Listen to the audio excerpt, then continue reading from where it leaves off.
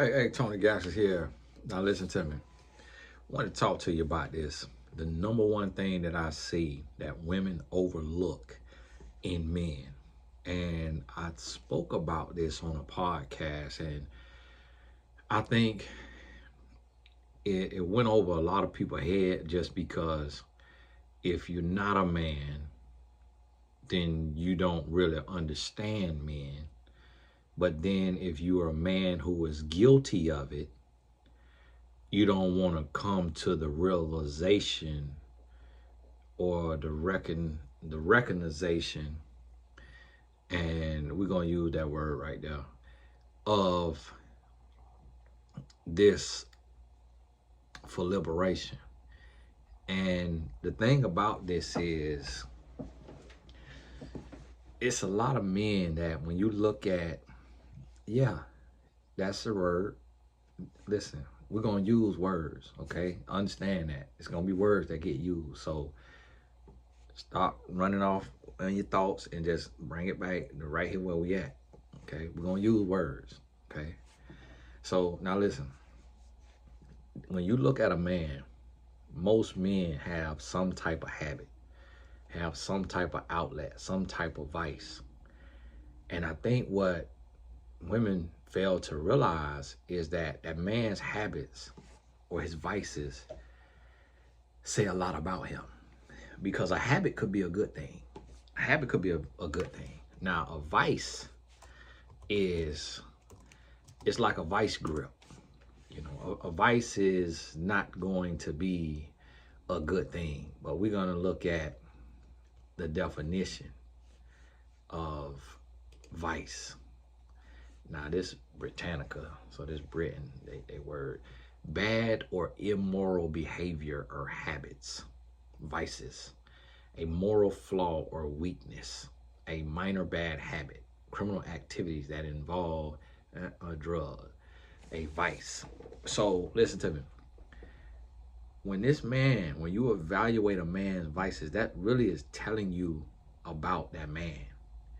So the more vices a man has, or the deeper those vices are, the more severe those vices are, then the more likely he is to be a cheater or a beater or a liar or a manipulator. Basically, a man who is unfit to be a loyal, faithful husband.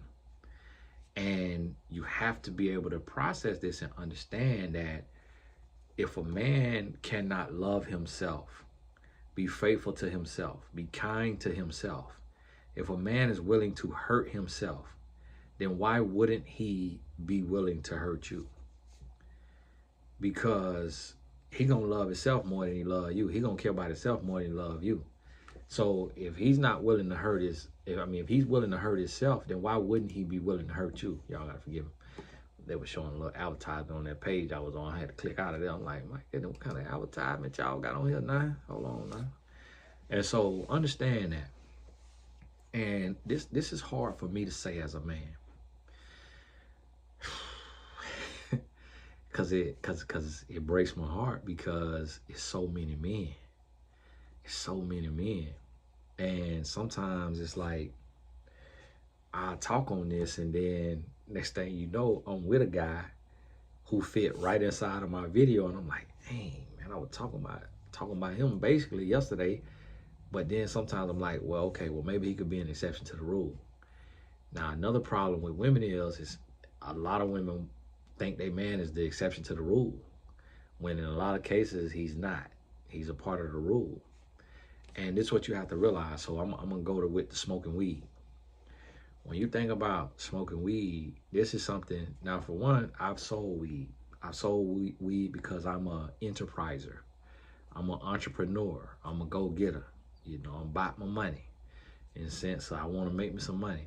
So I sold weed from the age of 18 to the age of 23, 5 years. Now, guess what? In that 5 years that I was selling weed, I've never smoked weed. Never once. Never, I don't know how to roll a blunt. I ain't never had a puff.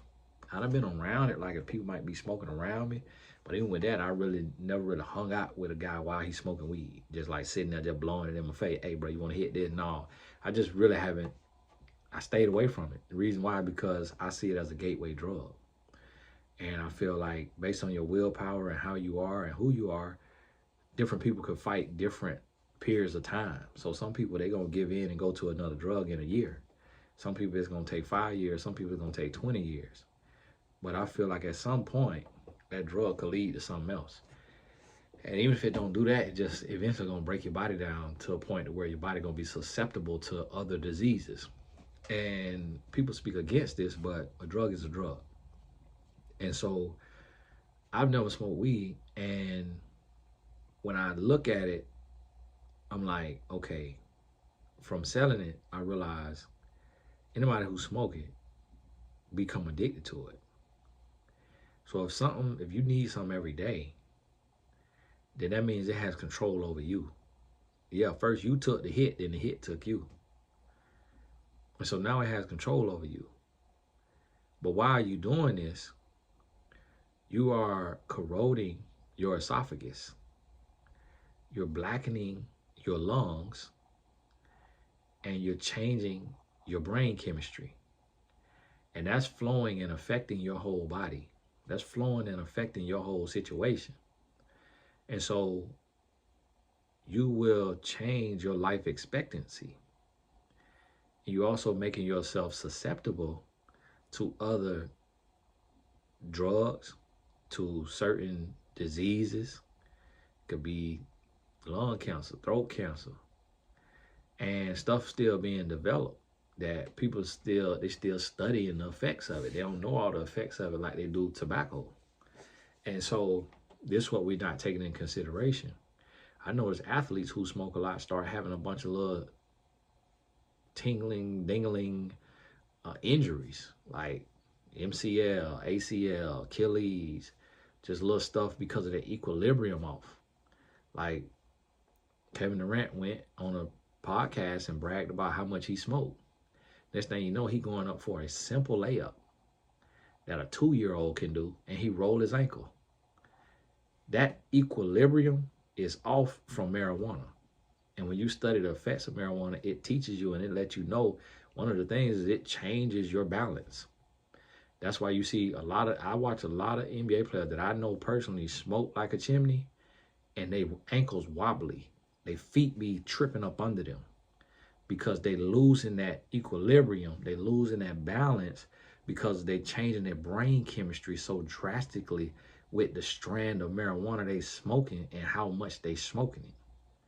So now, if a man will do that to his body, and we don't really respect our third leg, but you got to understand that right down there, that's a third leg. It's like a phalange just hanging down there. It's like a piece of meat. It's like having a pinky or a pointer finger or a thumb. We don't really, as men, we don't worship that. We don't worship that. We don't value it. Now, yeah, if it would get chopped off or something, yeah, but we don't value it. We deposit it into almost any woman, no matter how she look or nothing.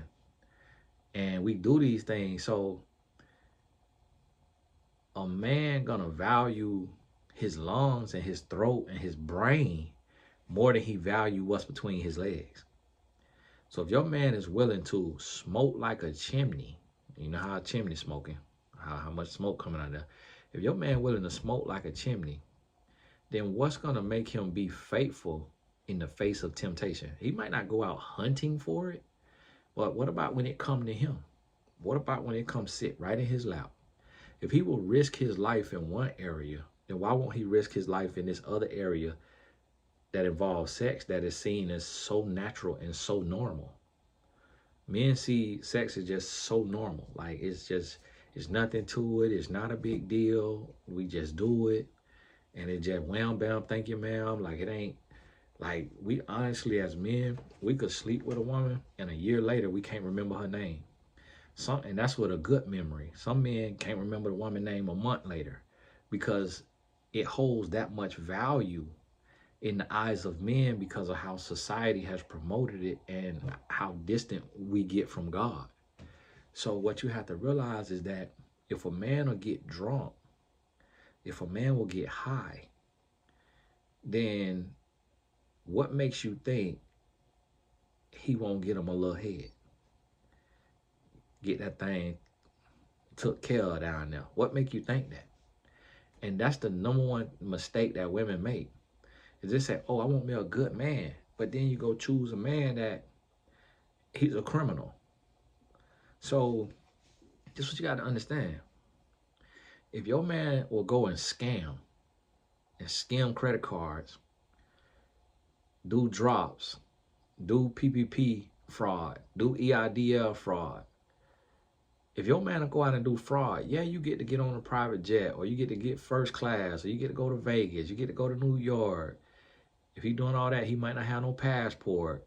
Even if he got a passport, you get to go do all this different stuff. But if you know this man living an illegal lifestyle, what in the world make you think he gonna be faithful?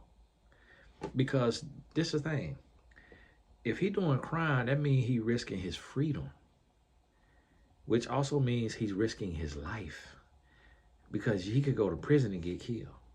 He risking his booty hole, because he could go to prison and get tapped. He could go in there and have to fight every day. He could go in there and get institutionalized. He could go in there and be stripped away from his kids. And ain't no crime goes unpunished. You gonna get caught eventually. So if he willing to risk his freedom, also his life, what make you think he ain't finna dip his little stick in a little something real quick? It ain't gonna last number 30 seconds. So when you meet a man, you have to look at his morals and his values. You got to look at his habits and his vices. You got to evaluate that, and then you got to do some deductive reasoning, some critical thinking, and some risk assessment. You got to assess the risk. So when you look at this and you say, okay, this man willing to take this level of a risk, how in the world is he not going to be willing to take this risk over here when this baddie pull up on him and she flashing or smiling? Oh, that ain't my man. My man ain't like that. Just because a man smoke a little weed, I smoke weed. A lot of women try to equate themselves to a man. You're not a man. Because let me ask you this. You're a woman, you smoke weed. Let me ask you this. Do you value sex? Do you feel like sex is a big deal? Would you give your body to anybody? Now, men gonna say out of our mouth, no, we wouldn't give our body to anybody. Yeah, we value sex, and yeah, this and that. But it's not true. You gotta look at our track record. You gotta look at what we done did. You gotta look at how we move. You gotta look at how these types of women that's out here that getting dangling stuffed in them. You see all kind of types of women out here that getting stuffed up. And you like, whoa, somebody slept with you? All that you do? As nasty as you is?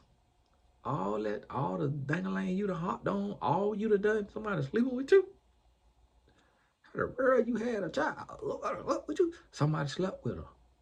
So that's what you have to understand, that we do some nasty stuff as men. So you got to understand that if you don't see sex the same way a man see, you smoking weed and a man smoking weed is two totally different things. You getting drunk as a woman and a man getting drunk, that's two totally different things. Now, I'm going to tell you now. You meet a man and he's snorting rat poison. He popping ecstasy, Percocets, he on lean. He snorting powder. Any of that right there? Any of that right there? If you going to take a chance with a man who smoke weed. That's going to be your best bet. Taking a chance with a man who smoke weed. That could be your best bet. If you want a man who got a vice. Now, a man who smoke weed is safer than a man who got a gambling habit. Because if that man will gamble with that money, he going to gamble with his body. Listen what I'm telling you. And this is what a lot of women don't understand. So a lot of women got this man who got these vices and then looking like who shot John and forgot to kill him when she find out he cheating. because she never associated the two. For some reason, she thought that men see sex the same way she sees sex as a woman. That's not the case. For some reason, she thought that a man value his body the way she value her body. So while she will smoke weed, or while she might snort her line, or while she might pop her E, while she might do this or that, she might go to the casino and gamble one night, she might blow $1,000 in there, but she won't go get on her bike with a random man who is a gigolo or a male stripper or whatever it may be, because she sees that as way more risky, way more, dangerous. That's not how a man sees it. Man don't see it like that, because we trying to get us something from the time we come out the womb. Like I was hunching in kindergarten at 5 years old. I was hunching. Me and my homeboy Tiger, we had us a little young lady right in between us. He get on top of huncher, get off, I get on top of a huncher. We were doing the same thing at 15, 16, 17 years old, running the train.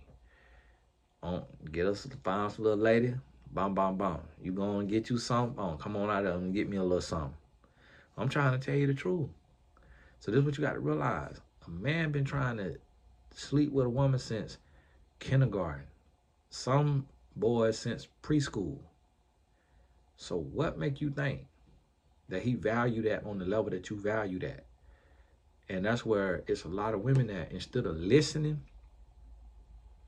to a man with wisdom and without an agenda who trying to help, women want to sit and argue. It's a lot of women want to sit and argue. That's not true. I smoke weed. I do this. I have me some fun. Just because my man do that don't mean he'll cheat on me. My man will never cheat on me. Listen, you better hush and stay out them comments, because you might be cheating right now while you're working your darn thumbs. Might be getting cheated on right now. I ain't getting cheated on because you're sitting right beside me. Okay, could have had a bent over on the desk at the job. I remember working the job. We had a guy who worked at the job. He was a roster. And, had we call it dreadlocks. Y'all, it's culturally inappropriate now to call it dreadlocks. You kind of call it locks and different things like that, because of the word dread come from, root word of dreadful. And so a lady schooled me on that. But what you don't realize is that that's what you call it, sister. You call it locks because you don't want to be seen as dreadful. But a man, most men, a lot of men with locks, they call it wick. Hey, I'm wick with it. Ooh, but you wicked, boy. Ooh, but I love them dreads, boy. Because a man, we want to be dangerous. We want to be feared. We want to be seen as dangerous. That's why a lot of men lock up. When I locked up, I used to have locks. When I locked up, that's why we was trying to look scary. We were trying to look dangerous because we didn't want nobody to try us. Because that's half the battle, not getting tried. Because once you get tried, you're going to get exposed if you ain't ready to go all the way. So a lot of people get locked up because of the environment they in. And it represents dangerous. It represents strength. It represents imposing fear. Very rarely do men lock up for some deep, exocentric meaning like a lot of women lock up for. It's totally different. And that's why I want y'all ladies to stop comparing yourself to a man and trying to rationalize about how a man think and feel just because of how you think and feel, because we completely different. We are completely different. So you need to understand a man instead of trying to compare a man to a woman and thinking, oh, because I see it like this, a man see it like this. Because I feel like this, a man feel like, no, that's not true. And the men who tell you that it is, they lying to you. They lying to you, and the reason why they lying to you because they playing you. But like I was saying, we had old roster working that thing, and he was deep in all this, and he only eat fish, and he ain't eat no swine. I'm tearing me a piece of bacon up, but I'm faithful. Here he is, he don't eat no bacon, all this. Next thing you know, he got caught by a client stuffing angelang in a woman on the washing machine. They done turned on the washing machine, got that vibration going. He done sat up on there and he stuffing angelang in her. One of the clients heard the washing machine, heard some, got up to go use the bathroom, came and opened the laundry door, then caught the staff in there, going to town. And here he is, the roster man, clean. But so here he is, won't eat swine, but put that angling in another woman that he don't really know while he on the job and married. So wife at home, trusting him to be out to be a provider, and while he on the job, he stuffing angling in a woman. And so this is what you have to realize. That's why I try to get women to understand is a man will take a chance with sex before he'll take a chance with his body. This man will go have sex and commit adultery before he'll eat a piece of bacon, pork bacon. When I was a nasty dog, I did not curse, I did not smoke, and I did not drink. But yet I was out there risking my life, having unprotected sex sometimes, and then just having sex in general with different random women. Women I meet in the club, take to the backseat of the car, but yet didn't even curse, didn't even drink. That's why I say you got to really look within. You got to look within. But see, if a woman would have said, oh, Tony sell weed though. So it's like if a woman would have computed and put it together and say, oh, if he willing to risk his life, risk his football scholarship, risk his college scholarship, his academic scholarship, if he willing to get caught, if he willing to break the law and risk getting caught by the police, losing everything he got going and going to prison, how in the world I'm going to think he finna be faithful to me? If a woman would have paid attention to that, because when I had one girlfriend, I mask up, put some gloves up, I'll leave her in the dorm room, go out like I'm finna hit a lick. So I go out like I'm finna hit a lick. I ain't hit the lick, but I go out like I'm about to hit the lick. That should have let her know. If he willing to mask up to go hit a lick, what made me think he won't sleep with no woman when he could get down one of these young ladies on the hill campus because he a football player? They ain't even put that together. He willing to traffic cross state lines with the hill work. What made me think he won't go dip a little stick in something? They ain't even computed, put it together. So a man got to be living pristine.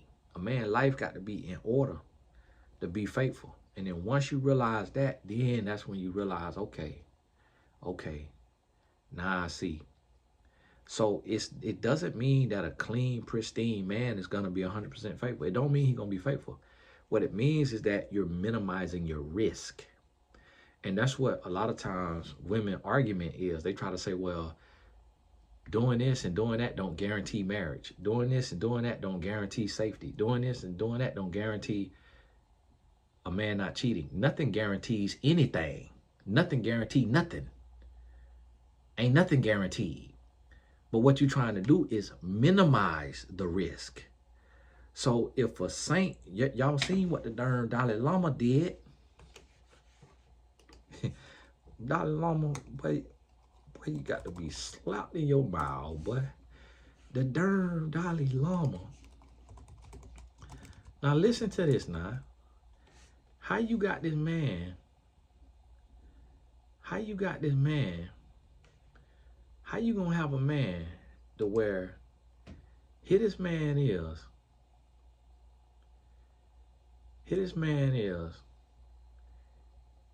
like a holy figure in their religion over there, think Buddhism.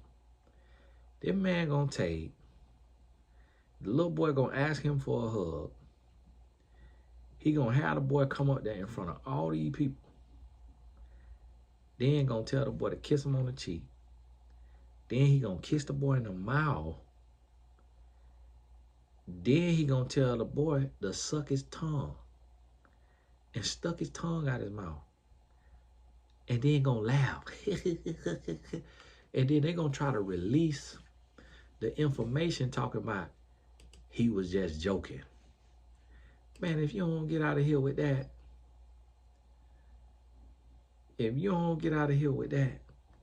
you don't joke like that with no little baby, with no child, talking about suck my tongue. Now, this the darn Dalai Lama now.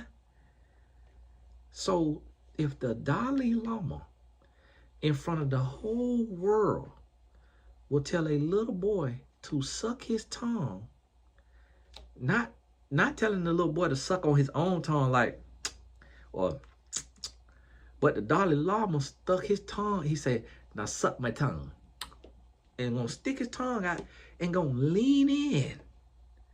The little boy did like this. Then the boy went to lean in because the little boy confused.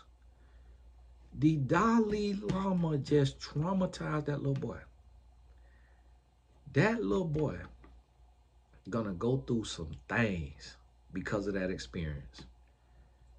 If I'm that little boy parent, when I sit down and I just register, I got to take this man off this pedestal because he in this religion and he high up in our religion. I can't look at him like he know God. I got to look at him like a man. I'm finna sue the Dalai Lama company for sexual harassment. I want millions. I want millions. Because that little boy gonna go through. And then guess what? That little boy could end up being grown or being older and going to a younger boy and saying, suck my tongue. Because this holy figure did it to him. This is what I try to help y'all understand about men. Is you got to really look within. When you're dealing with a man, you got to really look within. You got to see how he move. Got to see what he cut from. Got to see how he operating. Modus operandi. That MO. And then you make your assessment. And yes, nothing is guaranteed. That's life. That's why you got to walk by faith. That's life. Ain't nothing guaranteed, but it's like this right here. It's like this right here.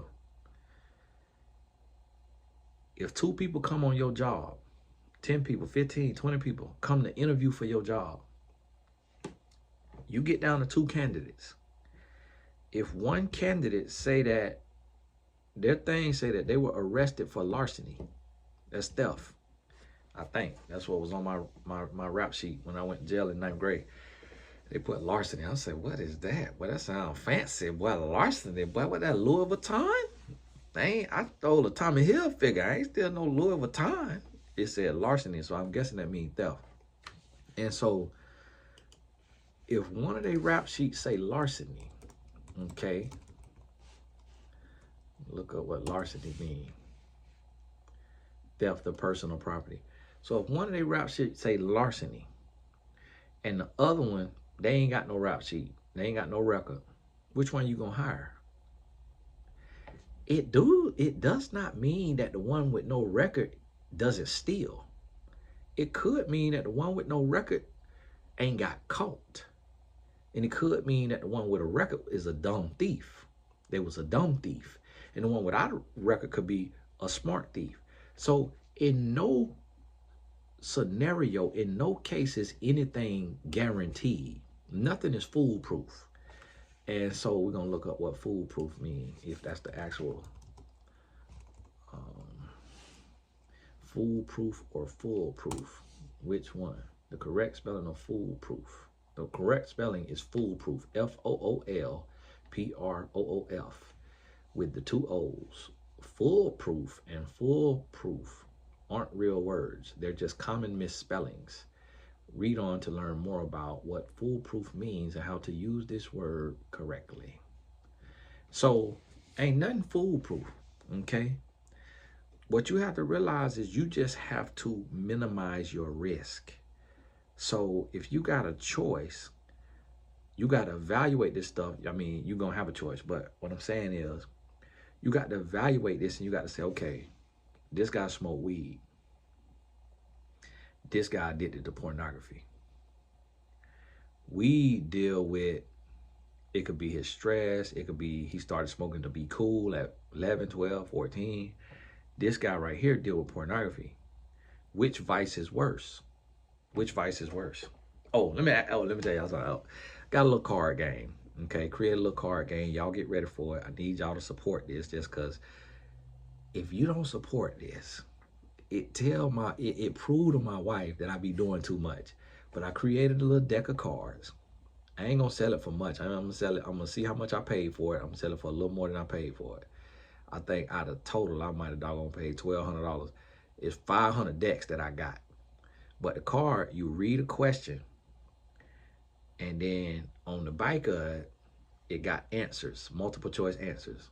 So I read the question, blah, blah, blah, blah. You answer the question. Whichever answer you're closest to, you ain't gonna say it exactly, or you might if you listen to enough of my videos. You ain't gonna say it exactly, but whichever one you close to, that's the amount of points you get. So then at the end of the deck of the cards, we add up our points, see who got the most points, that's who win. What it's doing is helping you learn love and relationships, helping you learn more about love and relationships. So I'm gonna make a Shopify site for this card game, and then I'm gonna tell y'all about it in the videos. I need them 500 decks gone in a week. So that way my wife can look at me like a genius. You know what I'm saying? I might not bring the card game back out, or if it sell out, then hey, I done did my little run. You want to buy it from me? You want to buy the company from me? Bring me $5,000. Bring me $5,000. You can buy the company, and then you can market it, sell it. You can change some of the questions, make it a little better. I give you the plug who printed up the cards. Then boom, there you go. Run off. I might be joking. I might not be able to sell it. We'll talk about it. So listen to me. Ain't nothing foolproof, because it's people who ain't got no record who steal. A lot of them watching this video steal all kind of tax money. Tax season be balling, but ain't got no record. The people who got a record just was either dumb about it or they were greedy about it. Point blank period. Point blank period. That's all it is. So I want you to think about this. Get this in your spirit and realize you got to pay attention to the vices. And this was going to help you start to better understand how to choose a man based on what his habits and his vices. Because some of this stuff offset. And one day I'm gonna do me a little, when I get my little seminar space, I'm gonna do my little seminar. Them seminars I'm doing is just gonna be like 10 to 20 people. They're gonna be intimate, so the price gonna be a little more premium.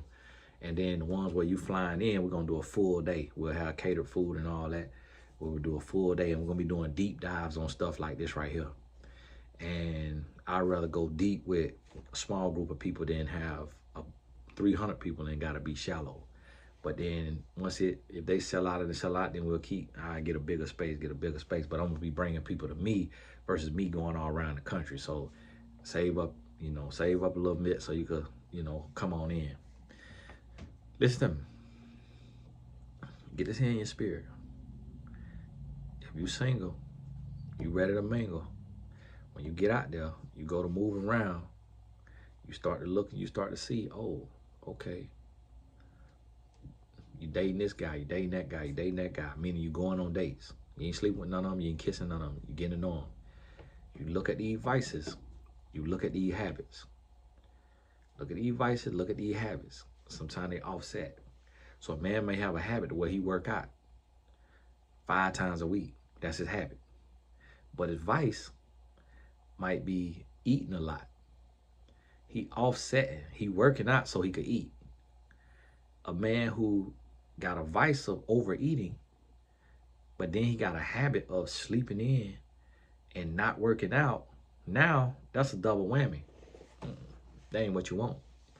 So you create your risk assessment model and you start to weed it out and look through and see what's going to be your best suitor. Who's going to be your best suitor? And that's going to help you minimize your headaches and your heartaches and your heartbreaks. So, hey, this Tony guys. Oh, another thing I'm gonna tell you. See this shirt I got on? Now listen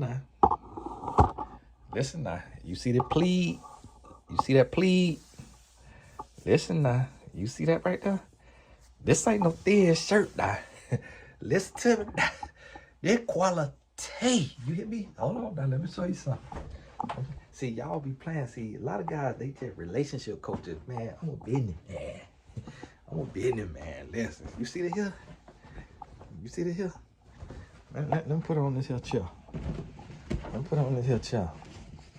Oh, yeah. Oh yeah, let me put on this here chair now.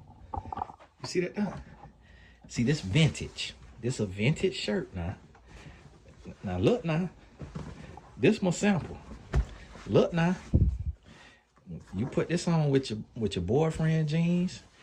If you're a man watching this, you put this on with some little shorts. Now you see the shirt I got on? Now look now. Got it on with these shorts now. Now see, these ain't my shorts. These Amy Lador Dion now. I don't know how you say the name, so y'all forget if I just messed up the name. Amy Leon Dior. Now listen now. This right here shirt. This mine. I'm finna put my little embroidered patch right there. And these gonna be in the store. I'm dropping me a line. That shirt right there, that vintage, that's finna be in my line. I'm gonna put my little patch on there. That's finna be in my line.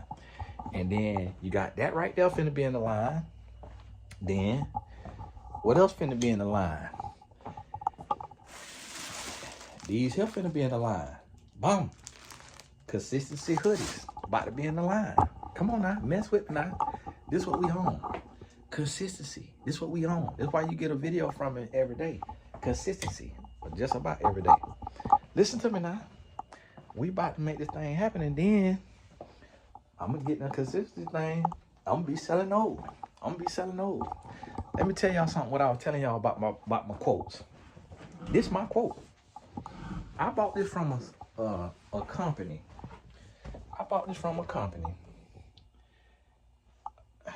This is a canvas.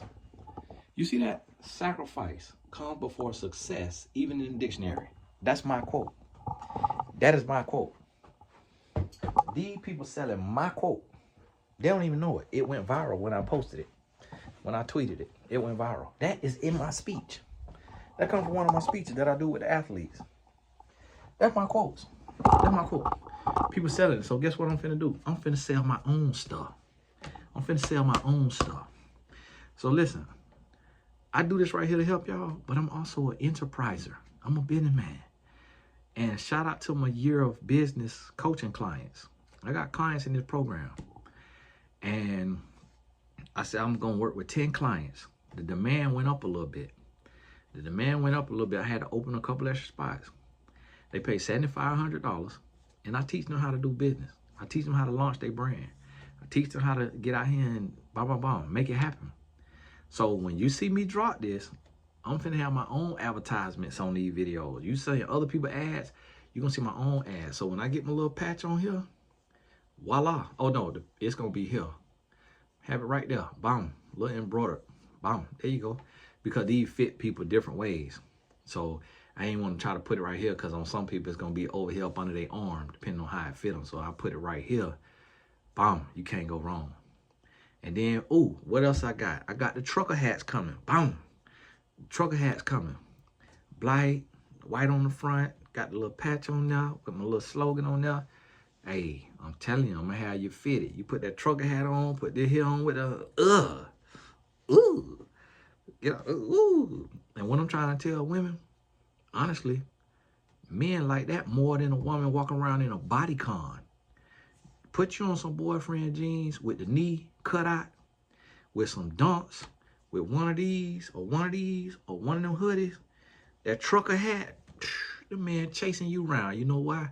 Because what it say to that man is that you comfortable in your own skin and that you a showstopper, the way you ain't got to do too much. You is what you is, and you just step out, voila, and you her. And he like, that's who I want right there. Because he say, if she cute with that right there on, wait till I get her in that bodycon dress to take her on a date Friday night. Ooh. Chill going down his spine. He finna come right over there and shoot that shot. Listen to me now. I'm just giving y'all the game in all the different areas now. So understand this now. And get this in your spirit. I ain't gonna lead you wrong. But you see, I'm enterprising, man. Listen. And I'm finna talk to my guy. Because outside of this line, this one line. Okay, but I got a whole nother line coming. And we're gonna throw us a shoe in there. I got to text him back actually after I hang up this. Listen. I ain't playing with them. Foot on their neck. I ain't playing with them. You gotta understand that. And don't just sit here and watch me and listen to me. Get on your grind. Create you something and get on your grind. And all you got to do is tell one person at a time. One person at a time. If you don't know what you're doing, especially if you're on a 6-figure job and you sitting on your nice little savings, and that program is a program for you, then sign on up. If you ain't in that position, you can't afford a program, then just get what you get out these here videos, or get in the Blessed Business Tribe and go through all those videos, and then get on your grind and go and make something happen. Like I told y'all about Nicosia. She took every single class. She did every single thing. Next thing you know, Nicosia done created her a pill, and selling that pill selling good. I said, wow, look at here. Look at here. Showing out. Hey, God bless you. We'll talk soon. If you ain't in the growth group, we're going to be going through some of this in the growth group. We got a call next week. I'll put the link in the description. Grab your spot. We're going to make it happen. God bless you. We'll talk soon.